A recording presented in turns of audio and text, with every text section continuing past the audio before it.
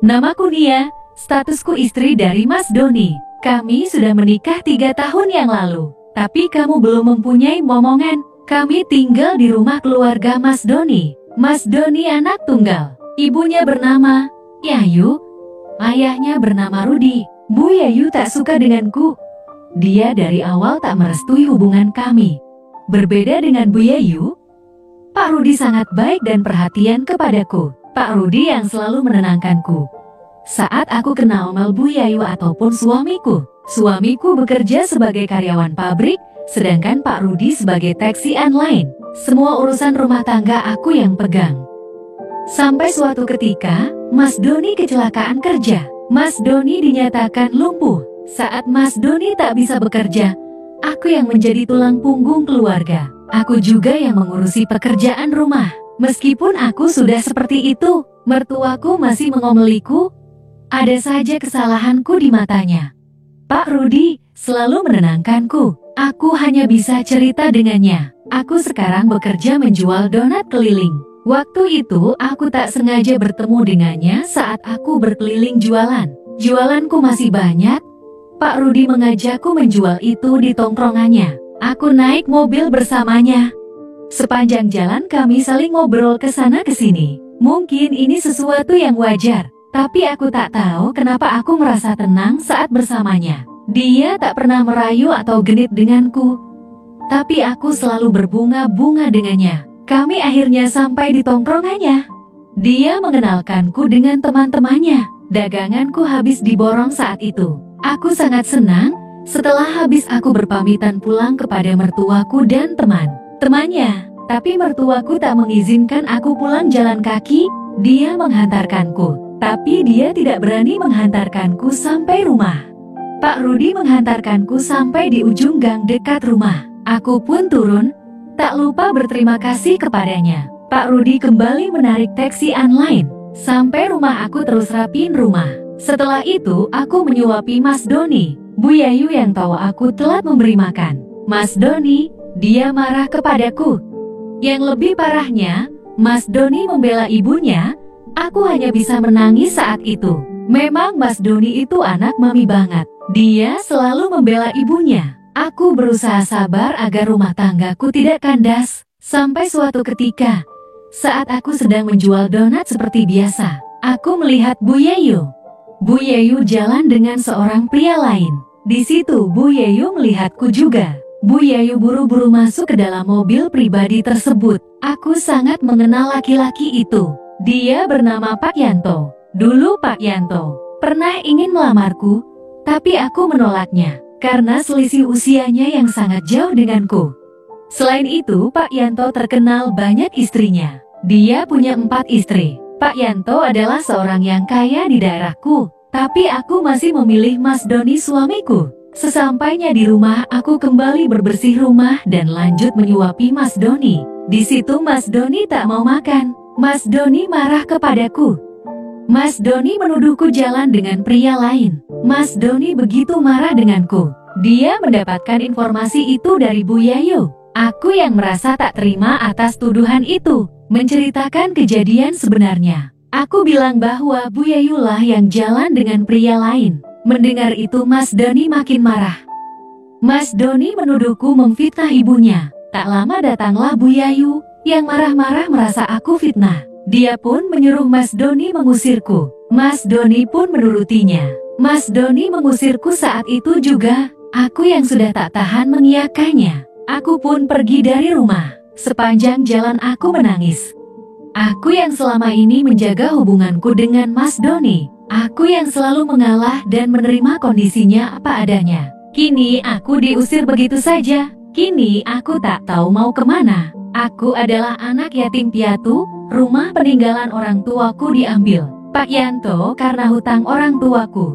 Jika waktu itu aku menikah dengan Pak Yanto, hutang orang tuaku dianggap lunas dan rumahku tak jati diambil olehnya. Tapi aku memilih menikah dengan Mas Doni. Aku yang menangis sepanjang jalan.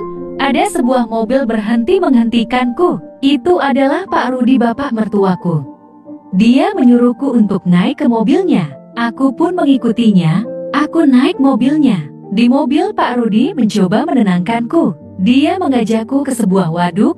Pak Rudi mencoba menanyakan apa yang terjadi. Aku pun menceritakan tentang semuanya. Meskipun aku awalnya takut Pak Rudi marah. Ternyata Pak Rudi tak marah. Bahkan dia tahu bahwa istrinya sering jalan dengan Pak Yanto. Tapi Pak Rudi pura-pura tak tahu. Aku sangat kaget dengan ucapannya. Dia tak marah tahu istrinya jalan dengan Pak Yanto. Pak Rudi pun menceritakan semua yang selama ini aku tak tahu. Dulunya Pak Rudi adalah supir Pak Yanto. Pak Rudi adalah orang kepercayaannya. Sebenarnya Doni bukanlah anak Pak Rudi. Doni adalah anak Pak Yanto. Dulu sebelum Bu Yayu menikah dengan Pak Rudi, Bu Yayu adalah pacar Pak Yanto. Bu Yayu hamil dan Pak Yanto tak mengakui itu. Bu Yayu sangat bingung dengan kondisi itu. Dia tak tahu harus bagaimana menjelaskan dengan orang tuanya. Pak Rudi yang kasihan dengan Bu Yayu. Pak Rudi mau bertanggung jawab dan menikahi Bu Yayu saat itu. Bu Yayu berjanji akan berubah, tapi saat Doni lahir, Bu Yayu mengingkari janjinya itu. Bu Yayu diam-diam menjalin hubungan dengan Pak Yanto kembali. Bukan tanpa alasan, Pak Yanto adalah orang yang bisa menuruti semua kemauan Bu Yayu. Sedangkan Pak Rudi hanyalah seorang yang tak kaya. Tapi Pak Rudi menyimpan itu dari Doni. Pak Rudi mencoba untuk tidak memperdulikan itu. Mendengar itu, Nia sangat kaget dan kagum kepada Pak Rudi. Ternyata ada orang yang baik dan sabar seperti Pak Rudi. Setelah menceritakan tentang kisah itu, Pak Rudi kembali fokus menanyakan, Nia mau kemana? Tapi Nia tak tahu mau kemana lagi. Pak Rudi menawarkan Nia untuk tinggal di rumah orang tuanya. Orang tua Pak Rudi sudah lama meninggal, rumah kosong tak terpakai. Nia pun menyetujui usul Pak Rudi. Mereka akhirnya menuju rumah orang tua Pak Rudi. Ternyata rumahnya tak begitu buruk, masih tertata dan bersih. Ternyata Pak Rudi kadang kemari untuk membersihkannya. Nia akhirnya tinggal di situ. Nia tidak sedih lagi. Justru Nia merasa bahagia saat ini. Nia selalu memikirkan Pak Rudi, bapak mertuanya itu. Nia selalu berbunga-bunga saat teringat mertuanya itu. Mukanya berseri-seri. Tak ada lagi Doni di hatinya. Setiap 3 hari Pak Rudi datang menemuinya, memberikan sedikit uang untuknya. Nia pun memberikan tawaran untuk melakukan kegiatan kreativitas berkreasi. Tapi Pak Rudi menolaknya dengan halus. Nia tak patah arang. Nia terus menawarinya setiap dia datang berkunjung. 1-3 kali dia menolaknya. Tapi di tawaran keempat dia tak bisa menolaknya.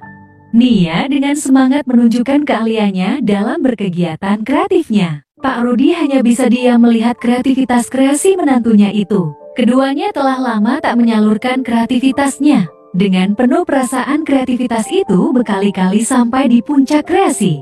Setelah semuanya selesai, ada rasa bersalah Pak Rudi kepada Doni. Bagaimanapun Doni adalah anaknya, meskipun bukan kandung. Tapi Nia berucap, Doni sudah lama berpisah dengannya. Doni tidak pernah memberikan nafkah lahir dan batin kepadanya. Bahkan Doni pun sudah menalaknya. Mendengar itu Pak Rudi sedikit lega. Nia berucap bahwa Nia tidak akan menuntut apapun kepada Pak Rudi. Nia ikhlas memberi semuanya karena rasa cintanya kepada Pak Rudi. Mendengar itu Pak Rudi berjanji akan memberikan yang terbaik untuk Nia.